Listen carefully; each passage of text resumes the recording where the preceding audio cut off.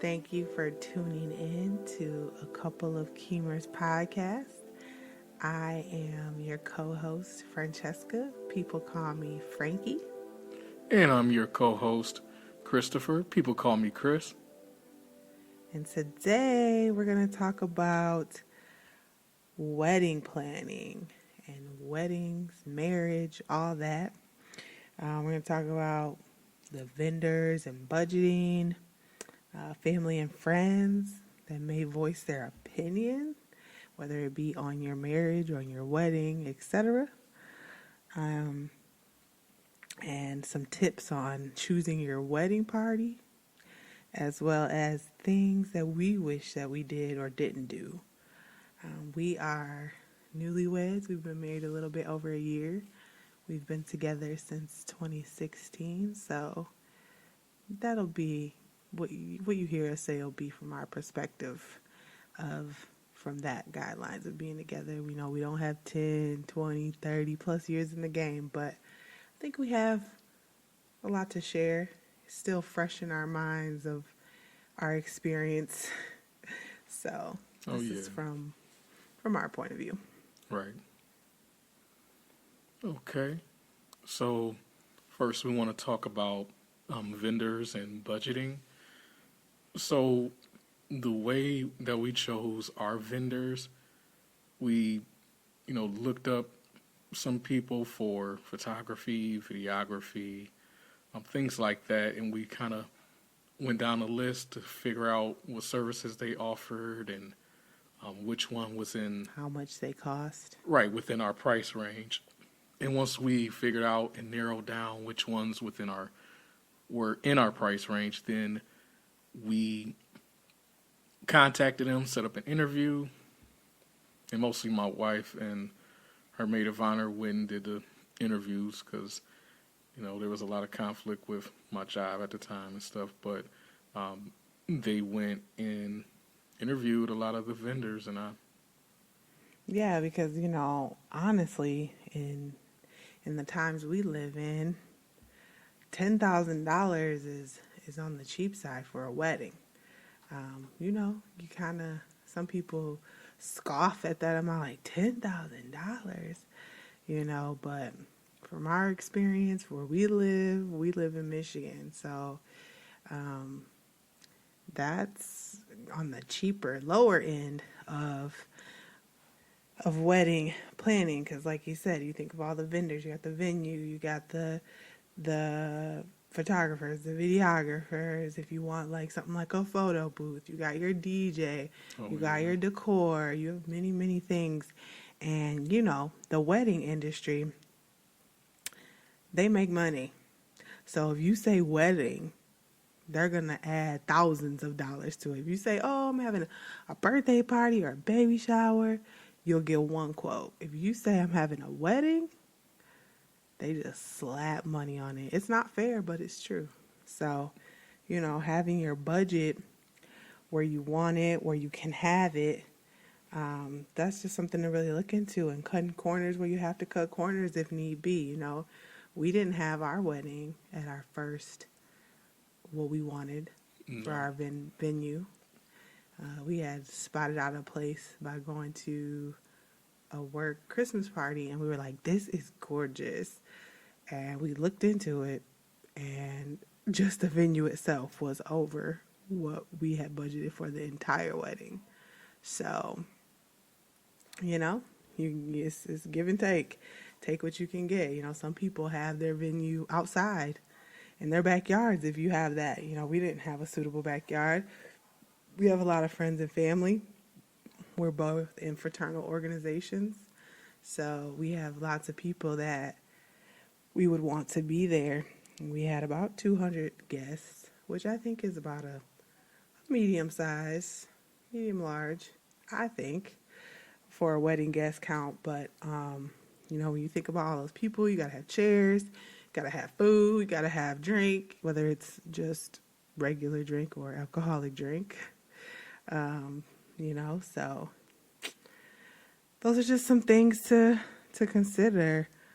I used a lot of apps like the Knot, just some popular places. Also joining Facebook groups and seeing what other brides in your area are doing. There's like general bride wedding groups. There's ones for your area sometimes, depending on where you live. I mean, around here, there's quite a bit for our state, even for our metropolitan area. So that's where we started. But yeah, some people have their ideas of what's expensive and what's cheap, but just stay within your budget. Yeah, especially because the bottom line is it's about what works for you, what you would like, and what you're willing to spend, or if you have people who can provide those services, if you have friends who can provide it and give you a discounted rate, or hey, even do it for free, why not? And you Yeah, some people gift you their services, their talent, their business, whether it be their flower, their florist, or photographer.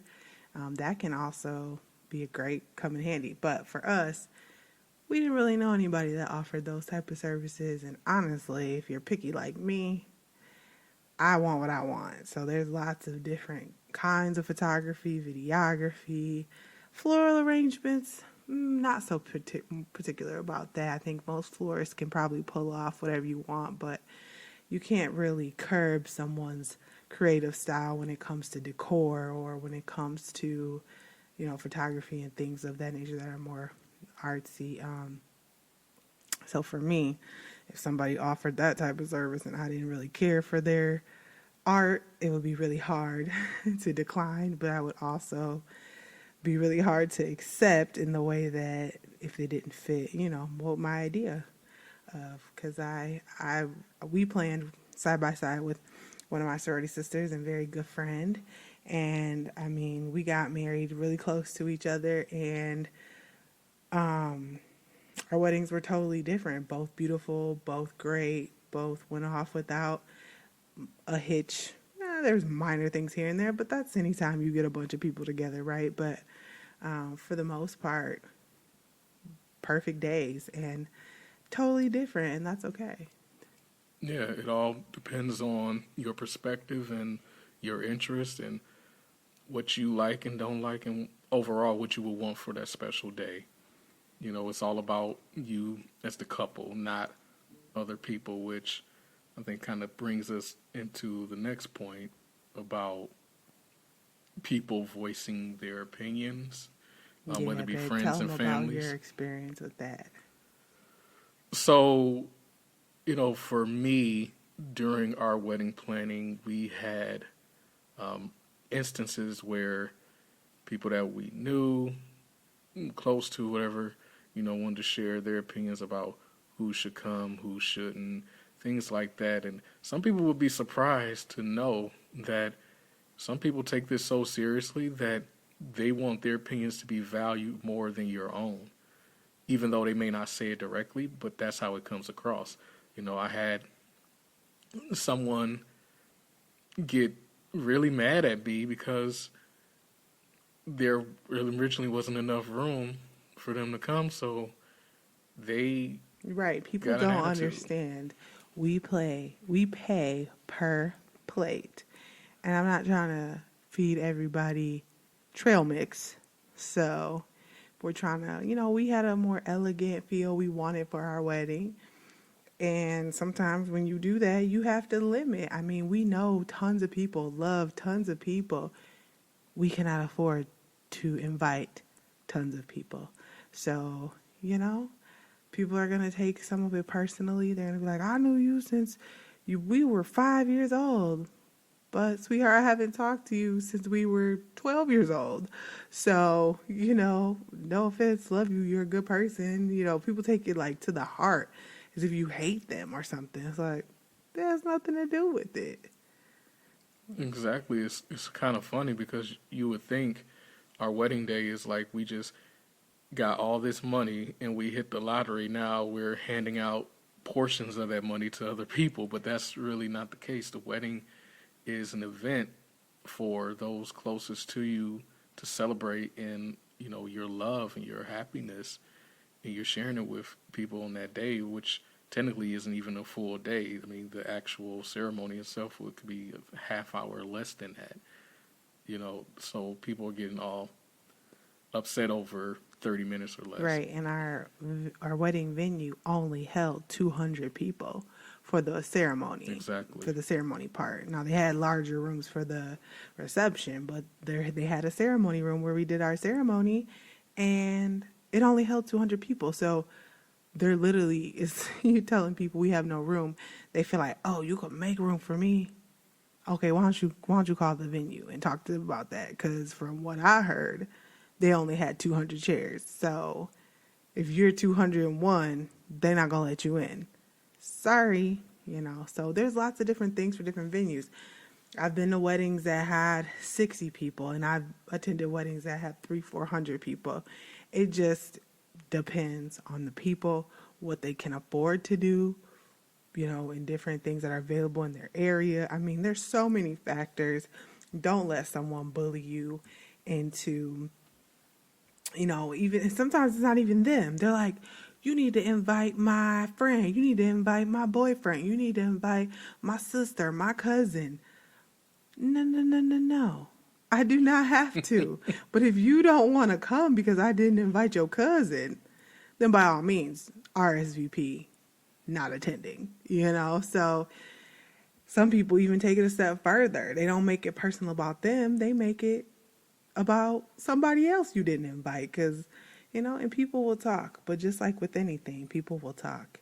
And you just got to move on with your life and do what you know is best and what's best in your heart. We had no ill intentions going into this. It was about us and celebrating what we decided to do together, which was get married and become one before God.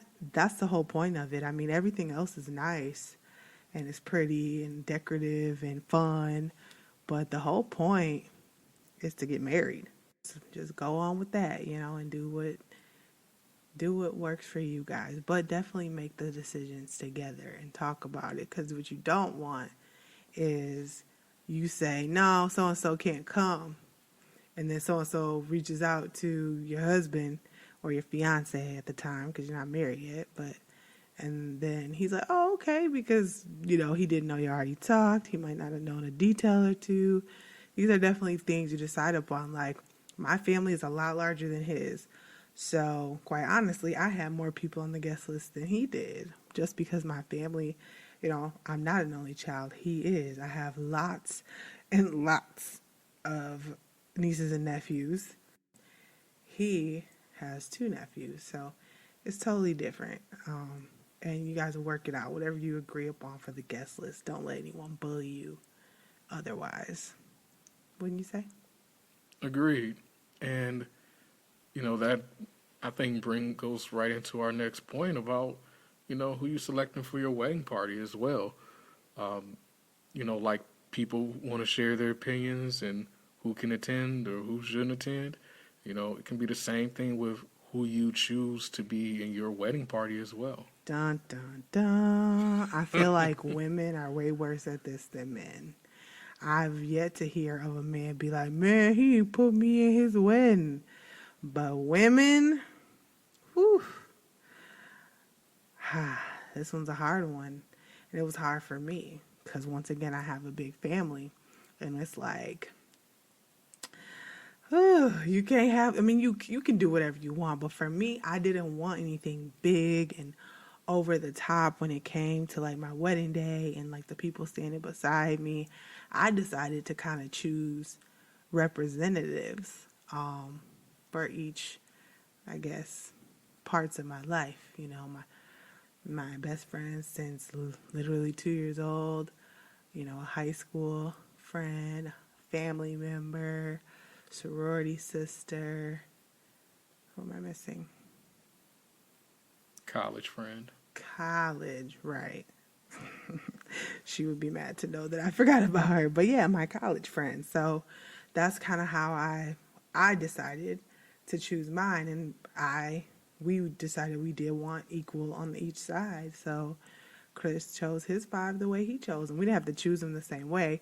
We did decide, on 5 on each side. Because I didn't want something crazy. Getting 10, to me, it was just, I wanted to be stressless as possible. So I wanted to over plan ahead of time so that the day of was smooth, which for the most part it did happen that way. Of course, people are gonna people, and some things aren't gonna go as smoothly as you would like. But for the most part, I think because of my over planning, because of keeping, like the wedding party, those are the people who are going to be real instrumental in your day. So you don't want somebody that always gossiping. You don't want somebody who's self-absorbed and can't help you out. You don't want somebody who is going to, be late. Things like that. You want to really assess. And you might love your family member, whoever it may be, to death, but they never show up. They say they're going to do one thing and do another. You know who they are. You don't have to voice that. I mean, if you want to, that's you. My personality, I probably wouldn't voice that because it'd be hurtful. But I would not decide, or I would decide to not put them in the wedding party. So I think that's important when choosing your wedding party, is the character of the person. Yeah, the character, and if they are reliable and take full responsibility and understanding that, when you join the wedding party, it is a commitment, in that, you got to be there for rehearsal. They have to be there for rehearsal dinner. When it comes to, like, for me, making sure that all my guys are going to show up at the shop, get fitted for their tux or suit, and, they pay for it, and then that they go and grab it and have it ready come wedding day. Because, in that way, you are going to spend some money too, because it is, an investment / commitment for us as the couple, that, like, hey, I got your back. Whatever you need me to do, I'm there. And that the person that you select is, like, really going to have your back and be reliable. Yeah. I could say the same about my bridesmaids that I chose. And not to say there's no other person that, only these 5 people I chose have good character. No. But you have to limit it somewhere. But the 5 that you do choose, or however many you do choose, I think it's important that they have that type of character, and they're going to be on top and do what they say they're going to do, communicate, not for you to boss them around, but if you ask them something, they should be able to say, sorry, I can't do that. And then you can make your decision or not if you want them to continue to be in your wedding party, but just not someone's going to be like, yeah, girl, yeah. And then, day of, they're doing nothing of what's with the program. You don't want somebody like that. So I just say be selective on your wedding party, however you choose them and however many you choose them. And so, things we wish we did or didn't do. I kind of have a hard time saying exactly what I wish we would have done. Other than, I know we talked about certain vendors that maybe we wish we would have gone with. Like for what was it? Like video? Yeah, I mean, I don't regret who we went with for video, do you? No. I like the way the video turned out. I like the way, pictures turned out. I guess, I know we talked about the vendors as far as, I think for the music. Yeah. That's what it was. Yeah, so it was more of we got a really good, how do I put this? They did a really good demonstration. Because I think a lot of times, people, I've heard, find out where the DJ is DJing and maybe pop in to someone else's wedding reception real quick to see how they're DJing, or go look for videos of them DJing, like candid ones, maybe on, whatever social media platform. And I didn't really do any of that. I did go off of reviews based on, those wedding websites because a lot of brides say a lot of things. So you can kind of get vibes. I will say all of our vendors were highly rated in the wedding world on those websites. Wedding Wire, Zola, and what's another one? The Knot. So we did get highly rated. I would say that's important to look at their ratings, as we did. But I wish, like for the DJ, the demonstration that they did for us, that's a better word, demonstration, because the company was on the larger side and they are really booked, we did not get the DJ we thought we were going to get. And that did play a role of how it went down. It wasn't bad, but it could have been better, in my opinion. It could have been better, but it wasn't bad. You didn't think it was bad, or you thought it was bad? No, I didn't think it was bad either. I do think, like you said, the way things had built up, and then once everything took place, day of, it definitely could have been better. Yeah, and like they didn't come to rehearsal, so it was, we did have music that we would need, like from the DJ, not like live music or instruments. We just had the DJ, so it would have been nice for them to show up at the rehearsal. There were little delays in music here and there. I mean, nothing that the audience probably caught on to, but once again, I said I planned down to the nitty gritty, so I knew, and that's another thing. Don't trip when things don't go the way you thought they were going to go, because 9.5 times out of 10, no one notices them but you. And not to say it's not important, because the day is about you, but don't fret. I'm sure it's still going to be beautiful. And the things that you maybe harp on the most, in the end, you don't even remember. A year down the line, you're like, oh yeah, some people still mention things that happened at our wedding. We only been married a little over a year. I'm like, oh yeah, that did happen. Like, not on the forefront of my mind at all. So, I don't know. I think for did or didn't do, I don't know what else. What else do you wish? Things that we wish we did or didn't do. I can't really think of anything. I mean, it went well overall. We got basically everything that we wanted. And like Frankie mentioned about the mishaps or the miscues, things that pop up. I mean, that's just anything, and they are so minor that the only people that knew would be us versus everyone else. And when you get people to tell you or say to you, "Oh my God, the wedding was so beautiful, it was amazing," and if they're still talking about it even months or years later, then that tells you, everything was successful, especially in their eyes. Even though for you, like for us, it's like, well, we saw this, we knew this, blah, blah, blah. But at that point, it doesn't really matter. I know one thing that I'm glad that we did do is we did premarital counseling.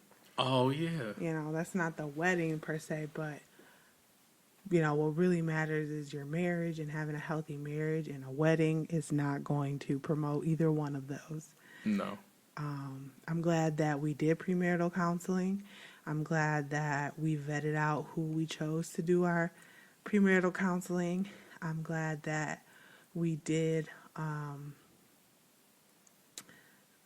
it just escaped my mind. We did the premarital counseling. And what else? We did, I don't remember now. I mean, the premarital counseling was the biggest thing, because, some people view it as something unnecessary, or I've been with this person 5, 10, 15, 20 years. What do I need to go to premarital counseling for? But the value of it is, it helps you and your future spouse or soon-to-be spouse explore ways of better communicating, figuring out, okay, what are things that each other likes and doesn't like, what may set them off, what doesn't set them off, and learning and understanding how these behaviors interact with each other's behaviors is, very important when building your life together and making decisions together and doing things together overall. And some people just view that as a waste of time, but I think it's imperative. I really think it was very valuable for us. Another thing I'm glad that we didn't do was take a loan for our wedding. Yes. I'm glad that we did not do that. I've known people to do that. I know what I was going to say. I'm glad that we chose a pastor that we knew, an officiant that we knew. Because I've also been to weddings where there's mispronunciation of the bride or groom's name, and it's just embarrassing. Like, it's my wedding day, it's my ceremony. You don't need to be saying, and maybe I'm a little touchy about that because my name is Francesca. It's spelled the Italian way, which reading it in English says Francesca, and I do not like when people do that. In that type of setting, I prefer my full name to be said, amongst friends or in casual. Frankie is fine. Love it, respond to it. But, if I'm writing an email or doing anything official, which I value, our wedding, I'm getting married, our marriage. So I wanted to be addressed as Francesca. So having someone that knew us, we vetted them out and knew who he was. He knew us personally. So I'm glad that we did that. And going back to the loan thing, I'm glad we didn't take a loan because, as they say, I don't know, haven't researched it myself, but I've heard it said a lot of times that finance is one of the biggest things that leads to divorce. And obviously, with the two of us, we have enough student debt to cover the world. So we didn't need to add more debt. And especially for something like a wedding. It's important, it's beautiful, it's celebratory. You can definitely get married without a wedding. That's just, cherry on top. That's not the meat and the potatoes of the marriage. You can have a wonderful, beautiful, expensive wedding and a terrible, broke marriage. So I don't want to have a beautiful, expensive wedding and a broke marriage. I'd rather have a broke wedding and a beautiful marriage. So that's just how I feel about it. Yeah. Taking out a loan or, some large sum of money to help cover the cost. To me, I don't think it's necessary because, as my wife indicated, you can have the wedding about you and the way you go about doing it and what you guys want. It doesn't matter what other people want because at the end of the day, everybody else is not getting married on that day. It's you guys, not them. And if they don't pay your bills, if they don't do anything their opinion is just their opinion. It doesn't mean you don't love and care or respect them. It just means their opinion is their opinion. So, however you want to pay for it, that's fine. But yeah, to us, I'm glad we didn't take out a loan because I just would have added more to our debt that we already have, and that's just not necessary. You can have a wedding without taking out a loan. Yeah. Or you can choose to not have a wedding until you can personally afford it. Whether someone helps you out and they're able to help you out at a later date, but you want to get married now, especially now with, 2020 behind us, all the terrible, horrible things that happened in 2020. A lot of people weren't able to have their weddings, but I knew people who just waited to get married. I know people who just went ahead and got married. It's up to you because you don't need to have the wedding to be married. Nope. So, that's where the value is. I think that's probably about it I had to say about the things we didn't do. Yeah. I do have a quote that I'd like to add on this day of love, February 14th, is a good marriage isn't something you find, it's something you make, and you have to keep on making it. So that's our little quote of the day. I think that goes with what we talked about today. Yeah. And today is February 14th, so spend the day with those you love, whether it be your romance partner, whether it be your family, whether it be your friends, or all three. Just celebrate love today. And if you're getting married soon, congratulations. Yes, congratulations. Have a great, great time planning it. If you're not planning much, have a beautiful ceremony and a beautiful union. Absolutely. Thank you for listening. Thank you. And we'll catch you guys next time. See ya.